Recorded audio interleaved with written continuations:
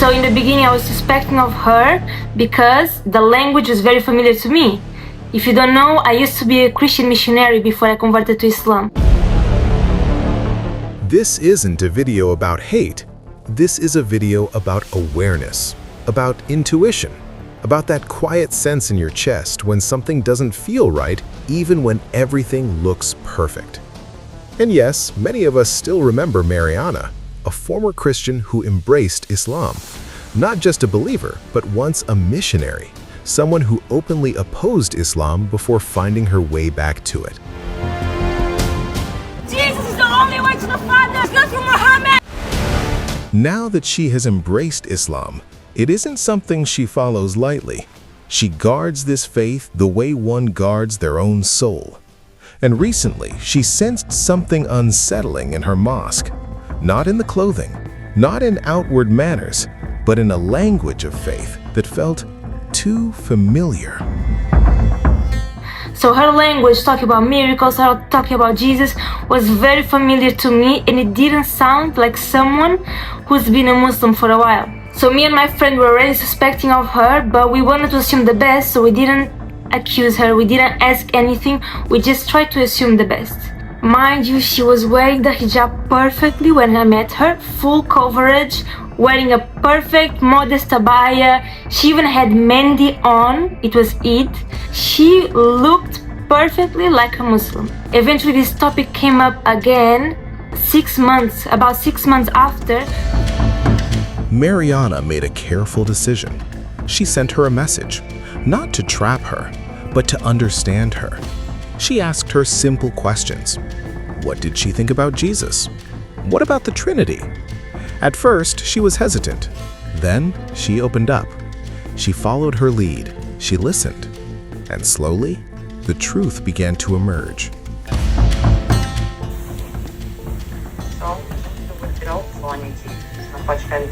Ah, tá bom.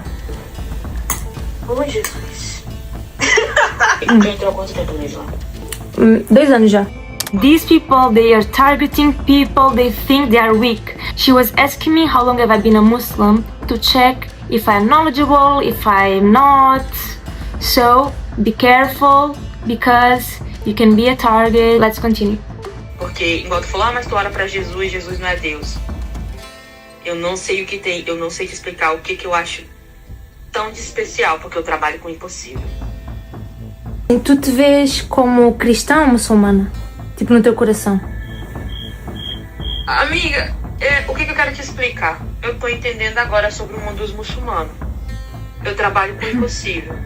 Claro, mas talvez tu não vai conseguir compreender o que eu vou te falar. Eu não me vejo na igreja evangélica, eu me vejo nos muçulmanos. A volta do Messias vem, que Jesus vem.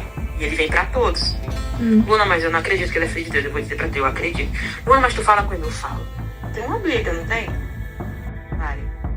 At this point, it was very clear that she believed in Christianity, but yeah, let's see. This was not just suspicion, like this sounds so weird, and yeah, judge for yourself. Tu não precisa falar pra ninguém. Pega a Bíblia. Lê, faz campanha em cima dos sábados, tu não precisa falar isso pra ninguém. Yeah. A gente acredita que Jesus vai salvar nós. A Bíblia leva nós pra riqueza espiritual, ela leva nós pra riqueza material. Talvez vocês estão pregando um Deus que vocês nem conhecem esse Deus, vocês nem vivem, vocês nem têm experiência. Agora eu tenho uma experiência, eu posso falar com propriedade. By the way, this is a very famous missionary card.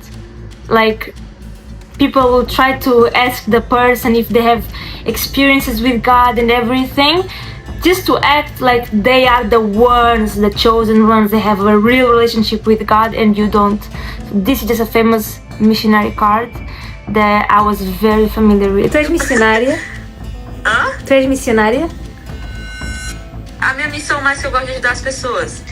Mas sim, Deus sempre falou pra mim que eu teria a missão de missionária. I asked directly now if she was a missionary because she was already telling me that she likes to go around and speak about Jesus to people of different religions. She gave an example of Hindu people, Muslims. Like, a Muslim wouldn't do that. Tipo, na Bíblia, quando os discípulos chegam a Jesus e eles perguntam, mestre, como orar? E ele ensina o Pai Nosso, que estás no céu, santificado seja o teu nome, né? Ele não fala para orar para ele, ele ensina a orar para o Pai. né? Isso, mas tu não entendeu. E quando Jesus orava, ele orava para o Pai. Se eu posso também orar para Jesus, por que ele não disse isso? Deixa eu te falar aqui uma coisa. É o meu modo de interpretar. Tu sentes... How can it be your way of interpreting the word of God, supposedly? You can't interpret it in your own way. So yeah, this is just like admitting that it's not written, but it's what they think it is right. So I'm not even looking at the camera. I'm just looking there. Tu sentes que podes confiar em mim então? Eu tô sentindo que eu posso confiar em ti, não sei porquê. É como se tivesse algo que eu tenho que fazer. É como se eu vi algo diferente em ti. Here she's telling me she can trust me. I asked her this because before, in the beginning of the call, she told me that some missionary, pastor, whatever, that's supposed to be like a prophet, told her that she has a gift from God that she can see who is lying or who's being honest or not. Here I'm clearly not being fully honest with her because I'm trying to catch her. How is that gift of God not working for her in this moment? She's telling me she feels like she can trust me because she feels like she has a mission to do with me. Because logically speaking, she thinks I want to learn about Christianity. And that's why she's telling me she feels like she can trust me because there's something she has to do with me. But it's clearly because I'm acting like I want to learn with her. Eu sei, é como se tu quisesse descobrir algo. Desde a primeira vez que eu te vi. Pra mim, isso é o brilho do Espírito Santo da vida de uma pessoa. Here you can clearly tell, like, don't trust these spiritual messages that people think they have. Isso é o brilho do Espírito Santo da vida de uma pessoa. Sometimes. Eu tô conversando contigo um pouco abertamente. Sim. Mas eu vigio na hora de conversar com as pessoas que já nasceram lá dentro. Here, if you are a Muslim, if you have nothing to hide, how would you be careful with the people who are born Muslims in the mosque? It is very, very weird. Also found out, and I talked with another girl from the mosque, that she tried to convert her. She tried to give her the psalms of the Bible, like Bible verses and stuff, so she could, you know, be closer to the Bible. This is also why she asked me how long have I been a Muslim. Dentro do teu quarto, amiga, sem ninguém. Tipo, nem que teu marido ouvir, ou se teu marido tiver, tu não fala pra ele ouvir, não. Mesmo isso sendo contra o Islão, tu achas que eu posso? Tipo, isso não vai me levar para o inferno? Tu não vai falar pra eles, tu vai contar pra eles, mulher. Tu vai chegar lá e falar assim, olha, eu conheci uma mulher aqui que ela faz parte e ela mandou clamar fulano. Não precisa fazer isso, vai ser no teu íntimo, que é... I asked that question just to see if she would tell me something crazy, because clearly the main thing of Islam, it is forbidden for you to pray to someone else. You can only pray to God. So this was a clear red flag that, like, you learn that straight away when you convert to Islam. So yeah, this is clearly the proof. Here she's trying to recruit me. Ele vai te dar estratégia de como tu conversar com as pessoas. Então, tipo, eu continuaria então, tipo, na mesquita com uma missão. Não sairia. Caso eu, tipo, decidir... Não sai do teto. Não, tu tem algo pra tu poder fazer no meio daquelas pessoas, eu não digo de chegar só falando a palavra. Tá entendendo? Tipo uma missionária. Vai que Deus te colocou lá como missionária, tipo, porque também o Alcorão foi... At least where I go, it happened that someone converted back to Christianity. And then many of them, they will stay in the mosque. They will still act like Muslims, even though they have a different faith now, because they want to bring the people to their own faith. So yeah, watch out. Do not confront the people directly. Just watch, observe, and if you suspect so badly, tell the leaders of the mosque. Eventually I confronted her about this. I texted her and I said that she cannot be preaching about Jesus. You can talk about Jesus because Jesus is part of our faith, but you're telling people in the mosque to pray to Jesus, that is literally all against Islam. So I confronted her about this and I said she can do this in the mosque, like telling people in the mosque to pray to Jesus. Like I can't go to a church and tell people in the church to pray to Allah. It is disrespectful, it is arrogant, it is rude. It's just not right to do that. So the same way that she's doing that in the mosque is wrong, it is wrong for me to go to a church and do the same thing. I told her that.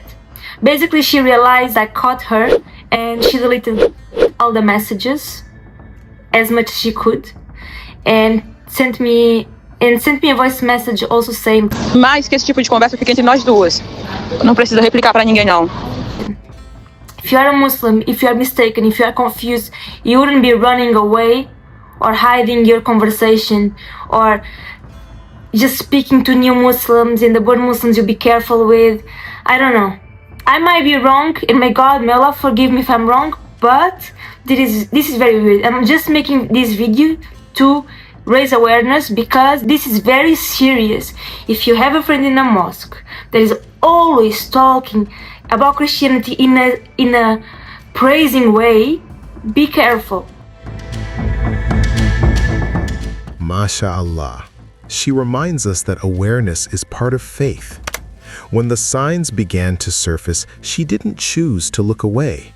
This is intuition, a quiet form of protection placed by God within the human heart. The Prophet Muhammad, peace be upon him, once said, "Be mindful of the intuition of a believer, for they perceive with a light from God." Faith does not ask us to distrust everyone, but faith does call us to remain awake. Because truth stands without lies, and anything that needs deception to survive dies in the light.